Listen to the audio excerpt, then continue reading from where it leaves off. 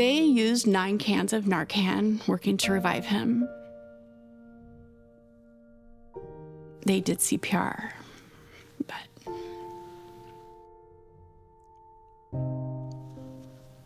it was gone.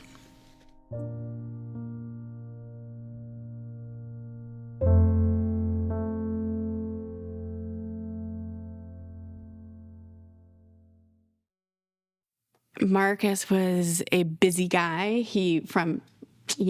Little tiny guy, right? He was on the go, energetic, a ball of mischief. He'd find it. He was looking for it. He loved adventure. And when you're 3, adventure is really pretty easy, right? Jumping off the couch, pulling on the curtains.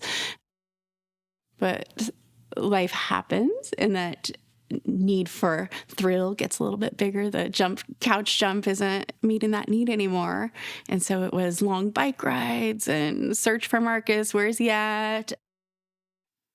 To overnight sleepovers with calls in the middle of the night to come get him. This isn't working. So that journey with him, it started really young, but always a thrill seeker. He loved waterfalls and backpacking, hiking, water. Marcus loved water. He was always in a thrill for that adventure. He was born when I was 17. His father had grown up in poverty also. My family is super, super poor, socioeconomic status, in a little community where drugs were flying around like nobody's business. And so here he was, born to teenage parents with a lot of access to parties and not a lot of access to education, experience, or information, right? And so we did the best that we could with what we knew and ventured out to raise this little human. And so he was growing up with us, and he was growing up with me specifically because more times than not, I was a single mom. His father and I stayed in a relationship until he was about 11, but it was so tumultuous, just on and off. And so his early experiences really fed that instability and that lack of just understanding who he was or who he could be. And so he really did he had a lot of really poor early childhood experiences that reinforce that adventurous, thrill-seeking in a negative way, because time and experience would teach me that those are really great qualities. And when fostered correctly, when we pour into children who are showing us what their sparks are, what gets them excited, right? If we pour into them in a different way, then we are way more likely to have a successful outcome. And so Marcus, at 5 years old, he was in kindergarten, and I got my first call from the police. Yeah, at 5. He went to school just on a teeny tiny little elementary school adjacent to Lyndhurst High School, where they had not terribly too many years previously had a school shooting. And Marcus at 5 was using his toy guns to shoot his peers and his teachers. And they had him detained by the police at 5 because, those fingers, they were dangerous. And so as a parent, as an educator, I take my mind back to that experience specifically. And that was his first interaction. It was pretty innocent play, especially for a young boy growing up. And we lived at the time in an apartment community, in a pretty poor community where kids use their imaginations a little longer. And so Marcus was always into imaginative play, and those fingers made great guns from his thinking. Maybe a little redirection, but I didn't think it warranted a police call. And by no means do I hold anybody responsible, but I do think, wow, then right there at 5, that 5-year-old brain froze, right? I'm bad. The police had to come for me. I'm bad. And so when we send ourselves these messages, when we have experiences that tell us these things, we own that piece of who we are, right? And so I do think that experience was one thing that I'm not a good student. I don't get along well with others. And boy, that just set it reinforced some of the negative thinking that he'd already developed for himself. And he just stood on that platform as the little naughty daredevil. He was always a good time. He attracted so many friends. No matter where he went, everybody was his friend.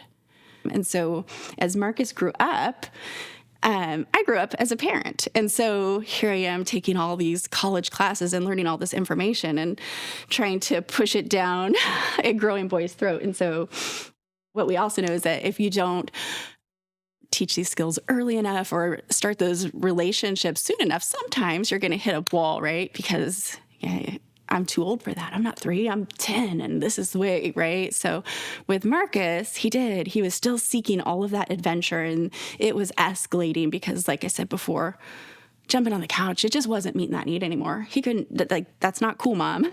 Take me back 7 years and yeah, okay. But it was late. And so he got that intervention, I would say, on this supercharged trajectory, because it was like, whoa, these are all the missteps. These are all the things that went wrong. These are all the missed opportunities. And the more that we tried to pour into Marcus, he was growing and developing. And so he's at this stage in life where he's naturally starting, right, to push away. And I don't need a mommy in my ear. So we tried a lot of really great things for him, knowing that he had a heart for adventure. He got a super unique opportunity to go to boarding school in Galena, Alaska. So in Galena is a closed down Air Force base where they take kiddos and they work with them on a charter school kind of element. And Marcus wanted to be a pilot. And so we're like, cool, they have a pilot program. You're going to graduate high school with a pilot's license. And that was great until it wasn't. So the structure, the expectations, the responsibility of living without your parents right there in your space was way too much for him I want to say he was 13 when he went to Galena, right? So really pushing away from authority, really pushing away from expectations and leaning into, I'm my own man, I've got this.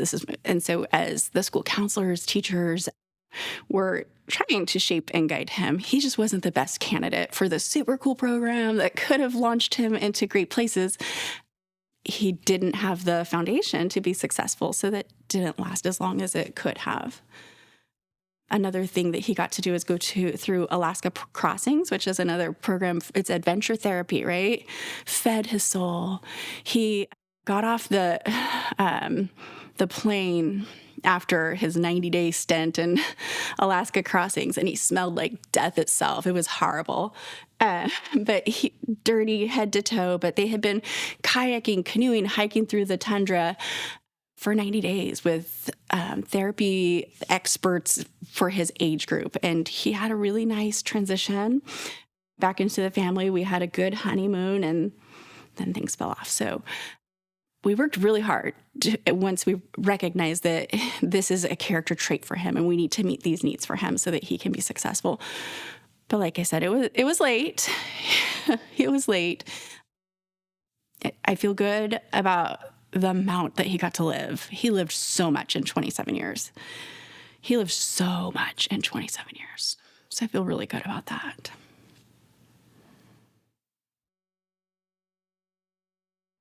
His addiction started addiction. I have a physical dependence on the drug. I would say 16, give or take, right? But when he was physically, I need this drug.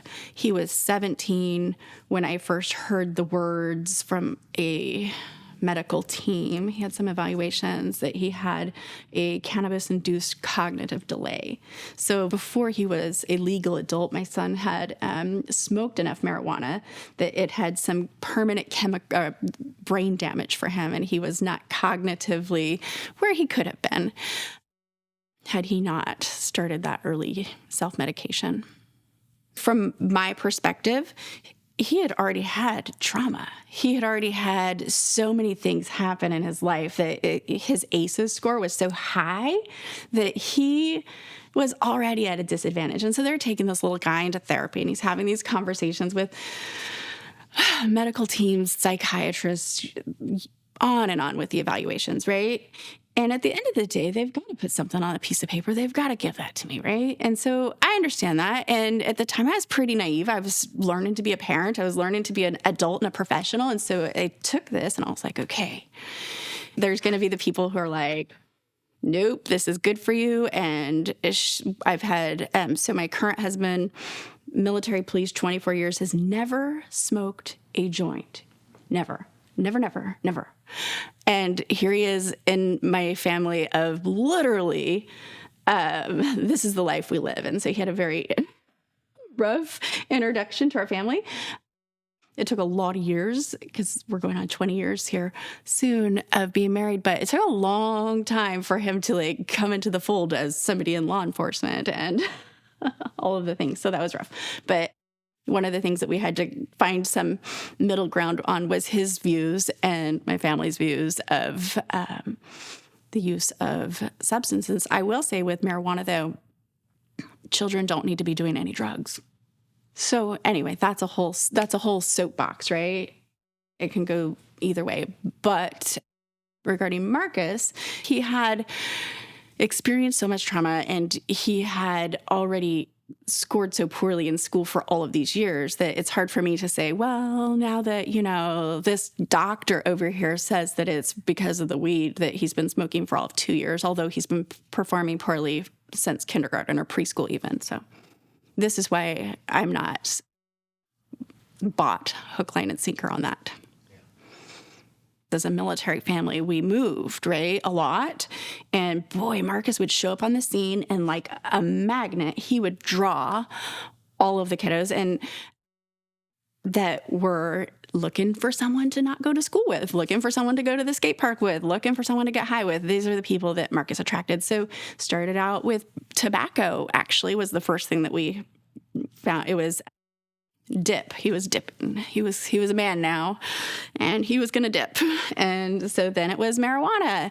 And then it was, there was a stint that he was prescribed some Adderall to manage some other diagnosis for Marcus was ADHD, at one point bipolar. So he had multiple diagnoses. So at one point it was sneaking pills. At another point it was skipping pills.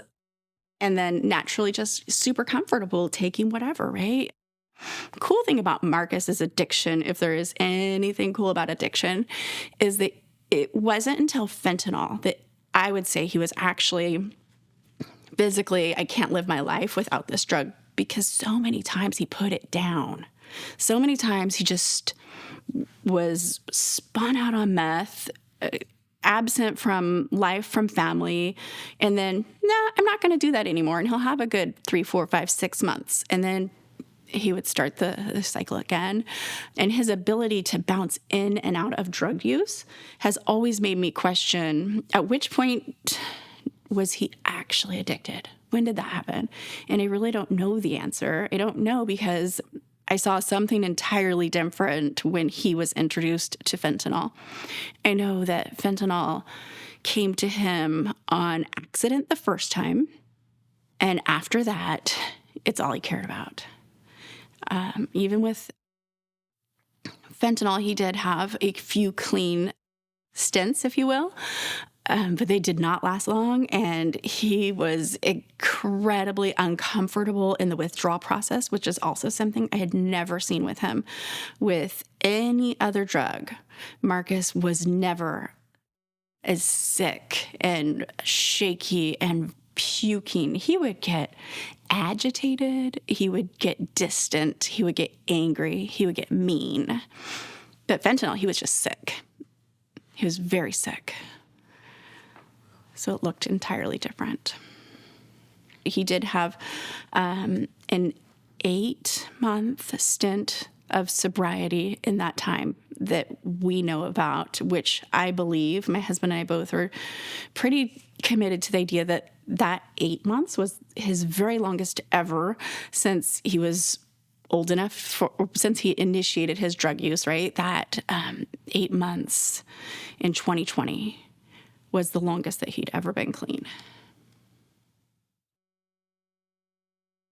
So for him, he was in a men's treatment center, and COVID was one of the things that I used, one of my tools to keep him in there. I'm like, Marcus, what are you missing out here? There's nothing happening. There's nothing happening. Stay where you're at. You're good. You're working. One of the things that they would have to do in that treatment program is go out and like cut trees, right? Dig trenches, paint houses. And so he was out doing manual labor, learning trades that he'd be able to use when COVID ended, and he was finished with treatment. And so COVID was actually, COVID itself, the 2020 year, right, was good for Marcus. What was not good for Marcus was stimulus payments, because he had a daughter. And so he was receiving stimulus that was kind of stacking up in his bank account. He didn't have the maturity to manage this money. And I know that this isn't just for Marcus. This is true for a lot of people. They're just filling up their bank accounts with money they didn't have the maturity to manage. They didn't know what to do with it. And for Marcus, he was like, all right, let's go. The best example of how that interfered with Marcus's mental health and how I have this like concrete, static memory. He was having a idle stint. He was going to kill himself. And I had sent the police to look for him because he was telling me, that's it, I'm going to kill myself. So he took his COVID stimulus money and he bought 60 fentanyl pills. And he had them in his pocket when the police found him at Walmart, and they didn't search him. They just confirmed that he was alive and well, and he was at Walmart getting his tires changed on his car. Everything was good. And my nephew simultaneously was going to find him. He was like, don't do that to your mama. You're not going to do that to your mom. And so, he had taken the drugs from Marcus, and he called us and he's like, it's 60. He has 60 pills. And so, and that was stimulus money that was given to him by our government. Not to say that it's their fault. It's not a fault thing. It's Marcus's fault. But he didn't have the maturity. He was going to use that money to kill himself. He went and got the pills, and my nephew had to take the drugs from him. And so, yeah. I would say if COVID had a negative impact on Marcus, it was when he got out of rehab and post 2020. Yeah. That event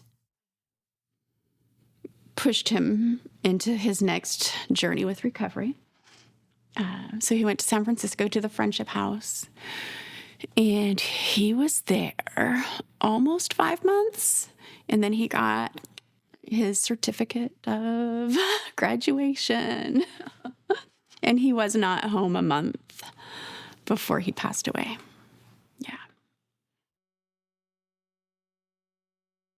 So my daughter, Alice, his daughter, my adopted daughter, her bio mom was also in addiction, and Marcus had come home from recovery, and he was going to save her. He was like, nope, I got to find her. You don't understand how much I love her. And he did. Like the air you breathe, he loved this woman. And so he went and he was going to find her, and he did. And she was pretty deep in her addiction. And so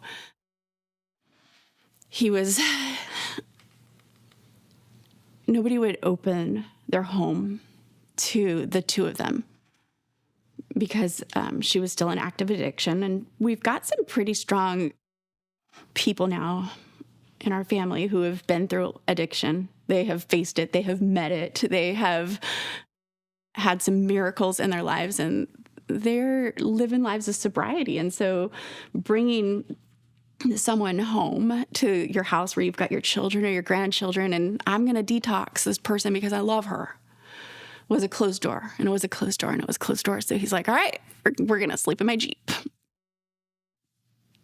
And so he laid down the seats and made a camp out in the Jeep. And they had done a drug and gone to sleep. And she woke up to the paramedics, the security worker for McDonald's that was adjacent to the empty parking lot where they had parked the car had seen that something was wrong and called for support. So paramedics were knocking on the window. Are you okay? Are you okay? And she responded and he didn't. He was gone. They used 9 cans of Narcan working to revive him. They did CPR, but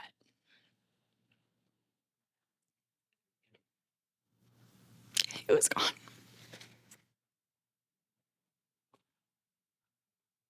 How did you find him?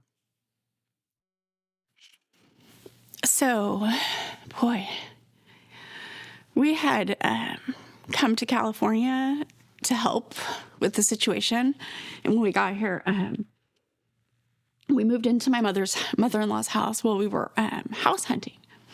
And we'd bought our home and moved in, but I'd never updated my driver's license. And so they had come to her house. It was 3:17 when she called us. It was 3:17. And they said that the police had been there and it was about Marcus, but they couldn't tell her. But I just sat up in my bed and I said, he's gone. So an hour later, they made their way to our house. And they let me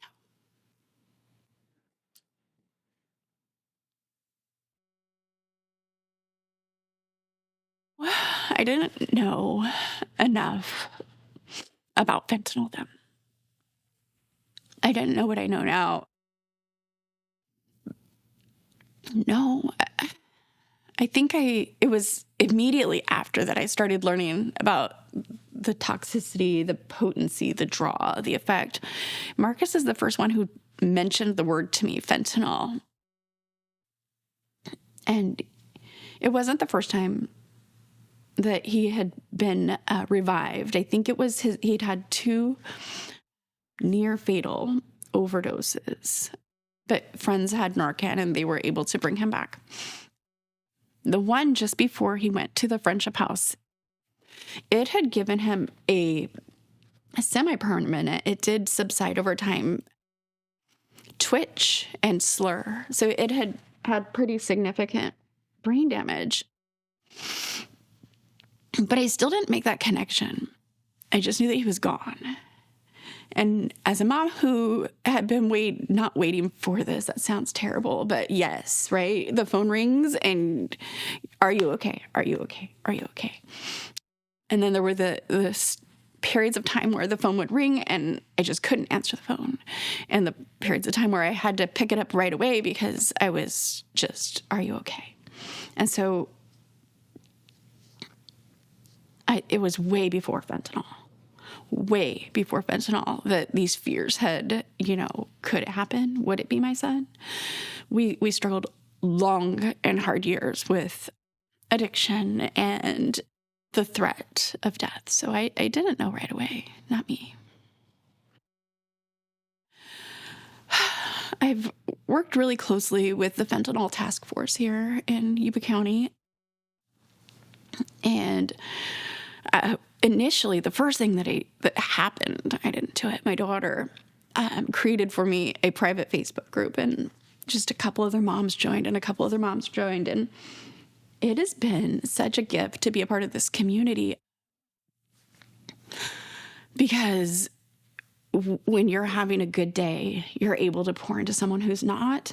And when they're having a good day, they're there to pour into you. And that connection and that community helped just reinforce this knowing that I'm not alone. And it can feel really lonely. And so that Facebook group became the space of vulnerability where almost like journal entries, right, of just sharing your soul had happened really early on. And it started a writing process in me that I was gaining strength, gaining courage, gaining vulnerability and willingness to share our story because I know that we're not alone. And I think we have a really unique opportunity with Marcus's story because we grew up together. And because I'm willing to stand up and say that I made some pretty big parenting fails that did not set him up for success, to see himself the way that God sees him, the way that I see him, the way that I would love for him to have seen himself. We have a really great opportunity. Take Alice. I'm raising his daughter. She's getting a different experience. She's getting her soul fed on a different level. She's reminded every day just what a gift she is and how beautiful she is. And without judgment, I think it's important to share that story, because there are other parents out there that don't know what they don't know. And it's okay. It is okay to not be perfect, because still today, on this day right now, I am still very far from perfect. And I'm giving myself that grace. I'm giving myself the grace to have good days and to have not so good days, and to tell her when I make a mistake that I'm sorry, so that she can be okay with that too. And being willing to step out and say these things and to say, I've been there, me too, right? Me too. Like, yeah, no, I am 100% challenged and struggle, and it's hard and it sucks. Can I just say that? It really sucks. But I just hope that in sharing his story and the lessons that we've learned as a family, and myself and as a parent and as a professional, take my lesson that you won't have to live my journey. So Shadows of Grief was the name of the Facebook group that my daughter, Angela, had created for me. And so I named the book Shadows of Grief, and really for Marcus, but also for every parent that is walking through this journey. And so there's a lot of tribute to my champions, my tribe, the people who have supported my journey towards throughout the book, but then there's a section for it in the back. But the journey starts with just how our conversation started here, with talking about that little boy. He didn't dream about being a drug addict. He didn't dream about passing the way in the back of a Jeep, right? This wasn't his dream for his life. It's not what he wanted. He wanted to be a pilot. He wanted to fly. He wanted to see the world. And he did. He got to see the world. At first, it felt like a responsibility, right? I lost my son, and I can't put into words how profound that loss is. I can't tell you the pain. And I don't want anyone else to go through this. And so that's huge, right? Yeah, there's a lot of accountability in that. You have to take your pain and do something with it, or you don't have the opportunity to let your story impact another person. And just maybe another mom isn't going to be sitting here telling their story.